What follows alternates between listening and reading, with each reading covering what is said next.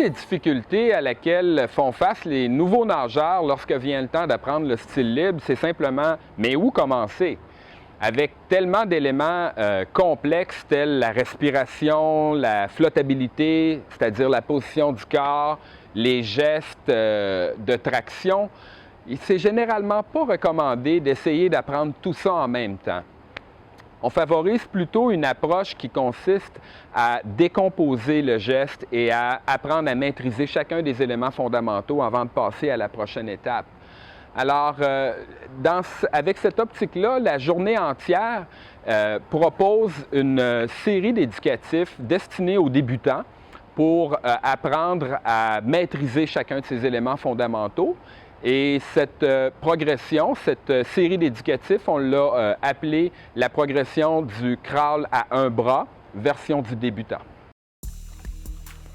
L'éducatif du crawl à un bras est pratiqué par un très grand nombre de nageurs-nageuses depuis très longtemps. En effet, quoi de plus logique pour améliorer sa traction que de se concentrer sur un bras à la fois? Ceci dit, l'éducatif à un bras se révèle très utile dans d'autres aspects importants du style libre. Il s'agit d'un éducatif de base pour apprendre certains éléments très difficiles à maîtriser, tels une bonne position du corps en surface, le battement de jambes simultané, ainsi que la respiration. Il existe quelques variations de l'éducatif à un bras. Celle que nous présentons dans cette vidéo est certainement la plus ancienne de toutes. Elle s'adresse surtout aux nageurs débutants, d'où le fait que nous la baptisions l'éducatif à un bras version débutant. Elle se distingue facilement des autres variations par le fait que le bras, qui demeure passif, est maintenu en position allongée, bien étiré devant nous. Les autres variations décrites dans une autre vidéo impliquent que le bras passif soit plutôt gardé le long du corps. Pratiquée ainsi, cette variation conviendra mieux aux nageurs plus avancés.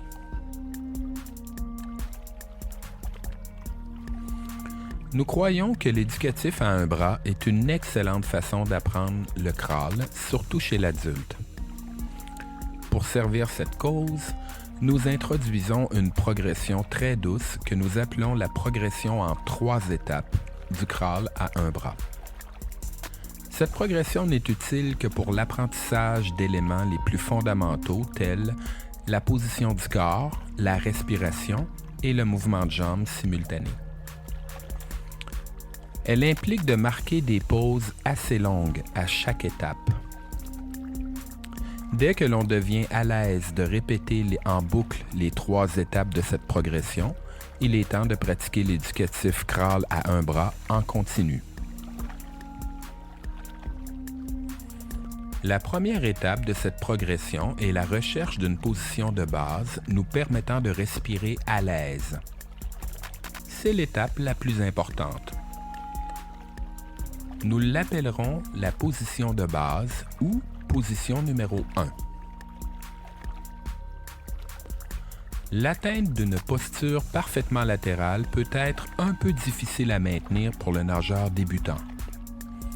Pour cette raison, la posture recommandée à l'étape numéro 1 est semi-latérale, semi-dorsale. Il s'agit d'un compromis. La propulsion est assurée par le battement de jambes. Le grand défi à l'étape numéro 1 est sans contredit la recherche d'une position de respiration hyper confortable. Nous recommandons de regarder au ciel. Soyez attentif aux tensions ressenties au niveau de votre nuque, car cela signifie probablement que vous ne couchez pas votre tête sur l'eau. Utilisez l'eau comme un coussin confortable. Elle peut vraiment porter votre tête. Si vous avez trop de difficultés à parvenir à cette position semi-latérale, si vous sentez que vos jambes calent, commencez par maîtriser le battement de jambes en position parfaitement dorsale. Vous apprendrez par la suite à pivoter en position latérale.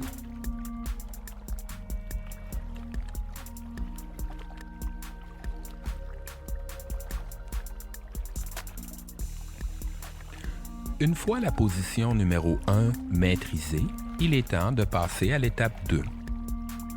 Cette étape est toute simple. Elle consiste à immerger le visage en regardant au fond de la piscine, tout en adoptant une posture parfaitement latérale. Rappelons-nous qu'en position numéro 1, pour faciliter la respiration, nous étions dans une posture semi-dorsale, semi-latérale. Les 2 points importants à observer lors de l'étape numéro 2 sont l'atteinte d'une position parfaitement latérale ainsi que le visage qui regarde parfaitement au fond de la piscine.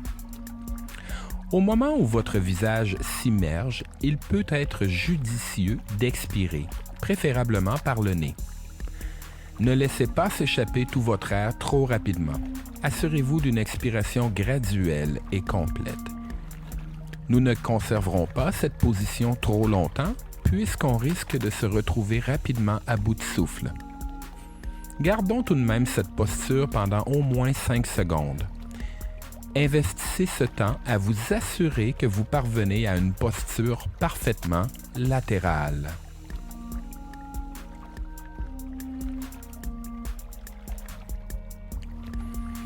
Jusqu'à présent, nos bras sont demeurés inactifs. L'étape numéro 3 implique donc de réaliser un mouvement de bras complet en commençant par le recouvrement aérien. Ce recouvrement amène nos 2 bras devant nous, bien étirés. À ce moment, notre corps est désormais à plat. Arrivé à ce stade, ça fait un bon moment que nous n'avons pas respiré. La pause qui suit l'étape numéro 3 sera donc très courte. Il n'est pas nécessaire de laisser les 2 mains devant très longtemps. Après l'entrée à l'eau de la main, on réalise une traction sous-marine au terme de laquelle on revient en position de base ou en position numéro 1. Cette transition est absolument cruciale, car c'est pendant le passage entre la position numéro 3 et le retour en position numéro 1 que nous apprenons à respirer en crawl.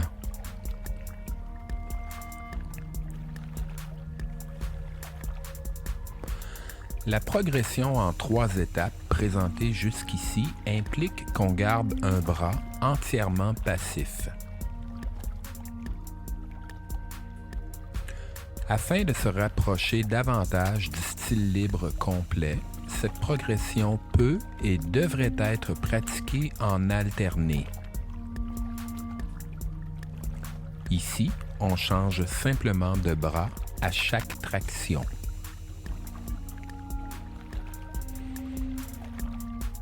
Vous savez que vous maîtrisez la progression de l'éducatif à un bras en 3 étapes lorsque vous parvenez toujours à bien respirer à chaque retour en position de base.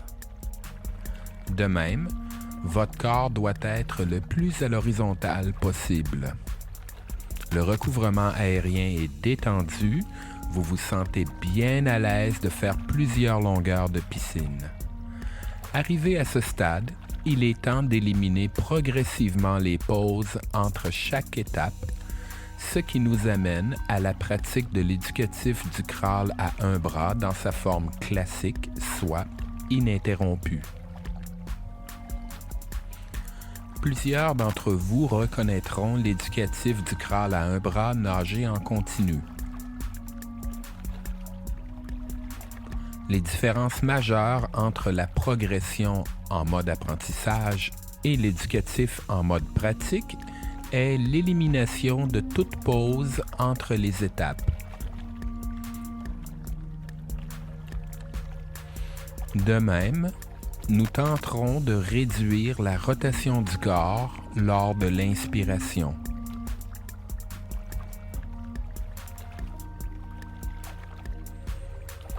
Une bonne façon d'intégrer cet éducatif dans une série plus globale est de nager en boucle, une longueur de piscine avec un bras, l'autre longueur avec l'autre bras, suivi de 2 longueurs en nage complète.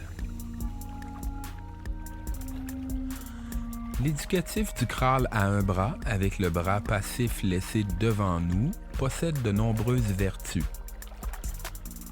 Comme nous l'avons vu, il aide à apprendre les éléments de base du style tels la respiration et la flottabilité.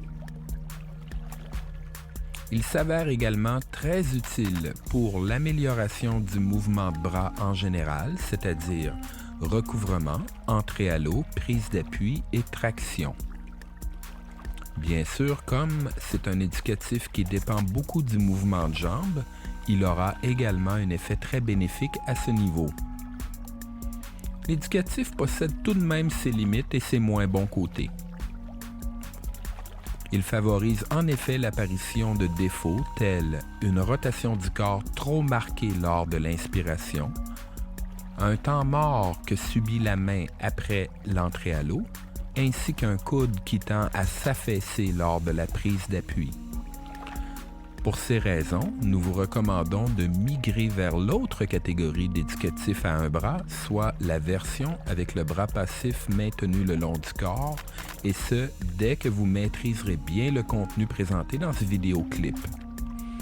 Ensemble, toutes les variations de l'éducatif de crawl à un bras vous accompagneront dans votre travail de développement technique, quel que soit votre niveau, et ce pour bien longtemps. Bonne pratique!